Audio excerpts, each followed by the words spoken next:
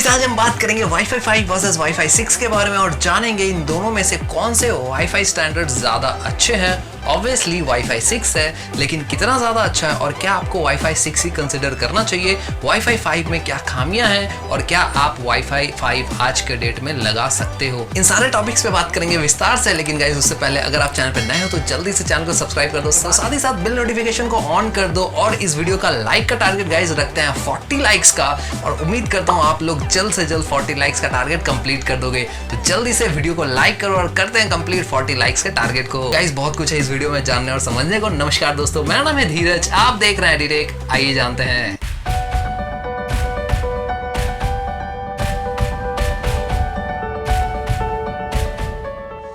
दोस्तों main detail में जाने से पहले आपको एक बात पता होनी चाहिए कि वाईफाई 5 का ही अगला वेरिएंट है वाईफाई 6, यानी कि वाईफाई 5 पुराना है और वाईफाई 6 नया है। तो इतनी सी बात एक बार जान लेते हैं, उसके बाद हम बढ़ेंगे आगे। वाईफाई 5 और वाईफाई 6 में जो मेन डिफरेंस है वो जनरेशंस की है। वाईफाई 5 एक जनरेशन पुराना है तो वाईफाई 6 नया है। वहीं वाईफाई 6 के केस में ऐसा भी नहीं है कि आने वाले वक्त में आपको वाईफाई 7 वाईफाई 8 देखने को मिलेगा, ऐसा कुछ भी नहीं है। आने वाले वक्त में आपको वाईफाई 6 ही अपग्रेड होता हुआ दिखेगा, क्योंकि वाईफाई 6 एक ऐसे प्लेटफॉर्म पे बना है जहां ज्यादा फ्रीक्वेंसी, ज्यादा बैंड वो सपोर्ट कर सकता है। तो उसको आर्किटेक्चर वाइज चेंज करने की जरूरत नहीं है फिलहाल, कमिंग फ्यूचर तक तो नहीं है। जब तक 5G पूरी तरीके से नहीं आ जाता, 5G वाईफाई 6 आराम से संभाल सकता है। उसके आगे जब हम 6G में जाएंगे तब हम बात करेंगे वाईफाई 7 या वाईफाई 8 की। तो गाइस इन दोनों का कंपैरिजन स्टार्ट करते हैं इस टेबल से। ये टेबल बहुत ही ज्यादा आसान कर देता है समझना कि वाईफाई 5 या फिर वाईफाई 6 में आखिर डिफरेंस क्या है। आप अगर इस टेबल को गौर से देखो तो यहाँ पे पूरा बारीकी से समझाया गया है और डिटेल दी गई है कि आखिर मेन डिफरेंस है कहाँ। दोस्तों इस टेबल पे जाने से पहले एक बात मैं क्लियर कर दूं कि वाईफाई 6 या वाईफाई 5 का एक कोड नेम भी आता है। इसे आप कोड नेम कह लो या फिर फॉर्मल नेम कह लो, फर्क नहीं पड़ता। एक नेम आता है जिसे कहते हैं IEEE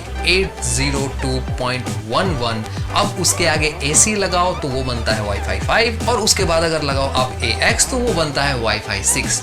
इस बात का आप ध्यान रहे, कोड नेम है 802.11 AC वाईफाई 5 के लिए और कोड नेम है 802.11 AX वाईफाई 6 के लिए। तो इस बात का आप ध्यान रखना। अगर कहीं भी ये नंबर आपको देखने को मिलता है तो आप जज कर सकते हो AC या AX के थ्रू कि वो वाईफाई 5 है या फिर वाईफाई 6।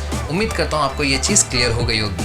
अब बात करते हैं टेबल की। यहाँ पे अगर आप टेबल पे गौर करोगे तो ऊपर में दिया हुआ सबसे पहले फ्रीक्वेंसी, जिसमें बताया गया है कि वाईफाई 5 में यानी कि 802.11 AC में आपको मिलता है एक फ्रीक्वेंसी जो है 5 हर्ट्ज का। वहीं पे अगर हम बात करें वाईफाई 6 की, ये बाय डिफॉल्ट एक ही स्टैंडर्ड वाईफाई में दो फ्रीक्वेंसी को सपोर्ट करता है, 2.4 गीगाहर्ट्ज और 5 गीगाहर्ट्ज का। अब यहाँ पे एक करेक्शन है, इसका मतलब ये नहीं है कि आपको वाईफाई 5 में डुअल बैंड राउटर्स देखने को नहीं मिलेगा। जी नहीं, ये राउटर्स आपको डुअल बैंड या ट्रिपल बैंड इसलिए देखने को मिलता है क्योंकि इसमें सिर्फ एक स्टैंडर्ड यूज नहीं होता। आप अगर इसके कोड नेम को देखो, जैसा कि मैंने शुरू में बताया, वो अगर आप जाके स्पेसिफिकेशंस में चेक करो उन वाईफाई की, तो आपको बहुत सारे अलग अलग कोड नेम देखने को मिलेगा, जहाँ पे A, G, E इस तरह के बहुत सारे कोड नेम यूज किया गया। तो इसका मतलब उतने तरह के स्टैंडर्ड्स को उस वाईफाई में यूज किया गया है और वो वाईफाई उतने तरह के स्टैंडर्ड्स को सपोर्ट करता है। उस लिहाज से 2.4 गीगाहर्ट्ज वो सपोर्ट करता है। इनफैक्ट वाईफाई 5 जो राउटर है, अगर आप अपर वेरिएंट में जाओगे तो वहां पे आपको ट्रिपल बैंड भी राउटर देखने को मिलेगा, जिसे हम बेसिकली गेमिंग राउटर या हेवी ड्यूटी राउटर भी कहते हैं। तो वहां पे आपको वो चीज मिलेगी। तो ये कंफ्यूजन ना हो,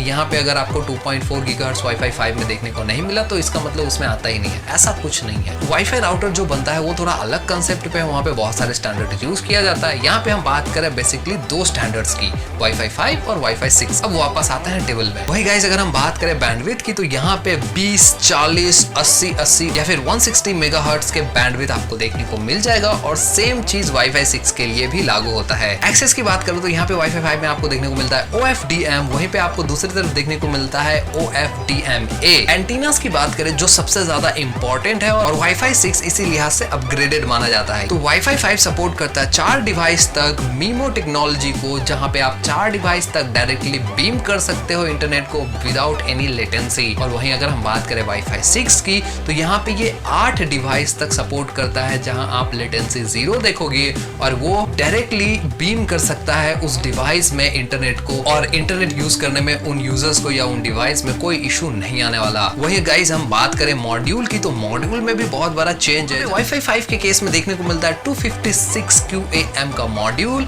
वहीं पे वाईफाई 6 की अगर हम बात करें तो यहाँ पे देखने को मिलता है 1024 का QAM मॉड्यूल। तो यहाँ पे बहुत बड़ा गैप है, आप आसानी से देख सकते हो।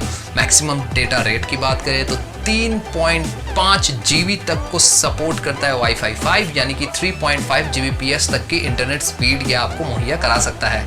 ये मैक्सिमम डेटा स्पीड की मैं बात कर रहा हूँ। वहाँ पे अगर बात करें हम वाईफाई 6 की तो ये 9.6 Gbps के डेटा को ट्रांसमिट कर सकता है। आप गैप बहुत ही आसानी से मेजर कर सकते हो इसकी। एंड जो मैक्सिमम यूजर्स हैं जिनमें मिमो टेक्नोलॉजी यूज की जाती है उसके बारे में हमने पहले बात किया। वाईफाई 5 के केस में 4, वाईफाई 6 के केस में 8 टोटल। गाइस अब बात करते हैं वाईफाई 6 की एक यूनिक फीचर के बारे में जो आपको वाईफाई 5 में देखने को नहीं मिलेगा। वो है TWT, टारगेट वेक टाइम। ये आपको वाईफाई 5 में देखने को नहीं मिलेगा। यहाँ पे जो वाईफाई 6 में टेक्नोलॉजी यूज होता है ये TWT की, ये आपको हेल्प करता है पावर कंजम्पशन में भी, और साथ ही साथ आपके एफिशिएंसी को भी बढ़ाता है, यानी कि आपके डिवाइस के एफिशिएंसी को। वही गाइस अगर हम बात करें इसके काम करने के तरीके की, क्योंकि आपको पता नहीं लगा होगा कि TWT क्या है, तो यहाँ पे वाईफाई 6 इनेबल्ड जो राउटर्स होते हैं उनमें TWT टेक्नोलॉजी यूज की जाती है। अगर आप इसको ऐसे किसी डिवाइस से कनेक्ट करते हो जिसमें IoT प्रॉक्सिमीटर सेंसर लगा हुआ है, तो यहाँ पे क्या करेगा, ये वाईफाई ऑटोमेटिकली उस सेंसर से कनेक्ट हो जाएगा और देखेगा कि उस पर्टिकुलर डिवाइस को इंटरनेट की जरूरत है या नहीं। अगर नहीं है तो ये अपने आप शट डाउन हो जाएगा। इसका मतलब आपका पावर बच रहा है।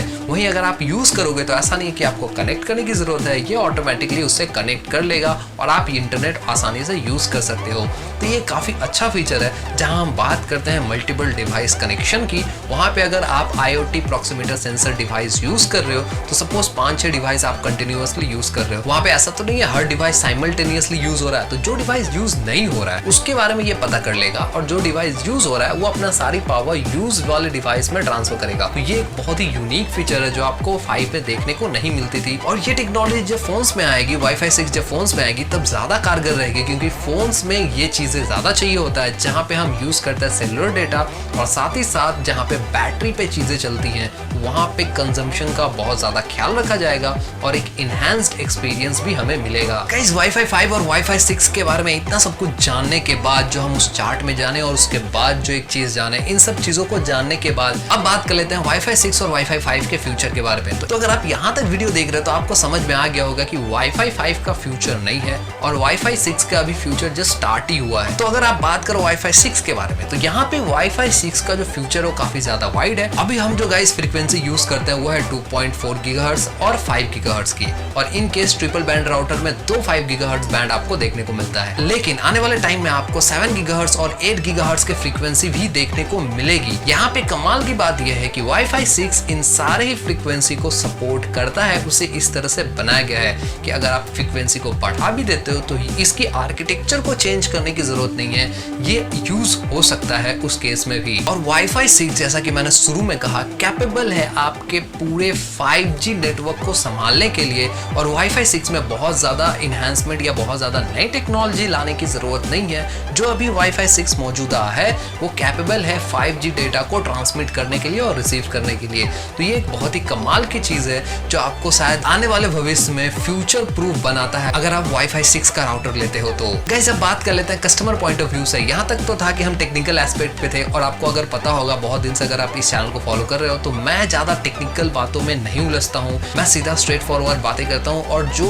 एक आम कंज्यूमर को समझ में आए इतनी बातें करता हूँ। तो यहाँ पे वीडियो खत्म करने का मतलब नहीं बनता। मैं एक चीज आपसे क्लियर करना चाहता हूँ कि चाहे वो वाईफाई 6 हो या फिर वाईफाई 5, इन दोनों का वजूद आने वाले सालों में बरकरार रहने वाला है। चाहे आप बात करो आने वाले 5 साल की या 10 साल की, यहाँ पे वाईफाई 5 और वाईफाई 6 आपको देखने को मिलेगा। 5G रोल आउट अगर बहुत तेजी से होता है तो हो सकता है आने वाले 5 सालों के बाद यहाँ पे जो आपकी नीड है वो वाईफाई 6 की तरफ चेंज हो जाएगी, वाईफाई 5 शायद नहीं रहेगा। लेकिन अगर हम बात करें डेटा स्पीड की तो आज के डेट में जो गीगाबिट राउटर है जो वाईफाई 5 को ही मैक्स सपोर्ट करते हैं, स्टैंडर्ड वाईफाई 5 ही सपोर्ट करते हैं मैक्स, तो वहां पे भी आपको जो स्पीड है अच्छी खासी देखने मिल जाती है। आपको 1 GB प्लस डेटा स्पीड देखने को मिल जाता है और इंडिया में खास करके 1 GB PS डेटा बहुत ही रेयर है, अभी जस्ट रोल आउट होना शुरू हुआ है।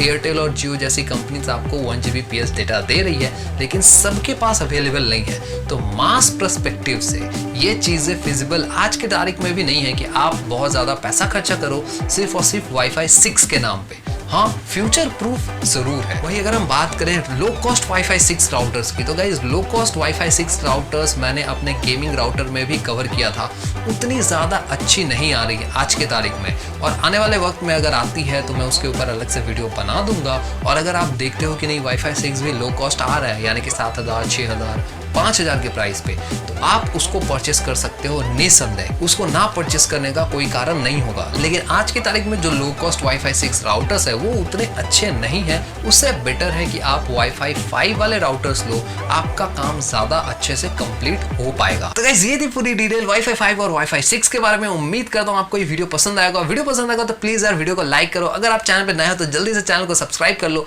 कोई सवाल और सुझाव हो तो बेझिझक नीचे कमेंट बॉक्स खुला है, बिंदास लिखो और पूछो, मैं आपको आंसर कर दूंगा। कंफ्यूजन वाली कोई बात नहीं रखनी है आपको दोस्तों। मिलता हूं आपको एक नए वीडियो के साथ, तब तक के लिए जय हिंद।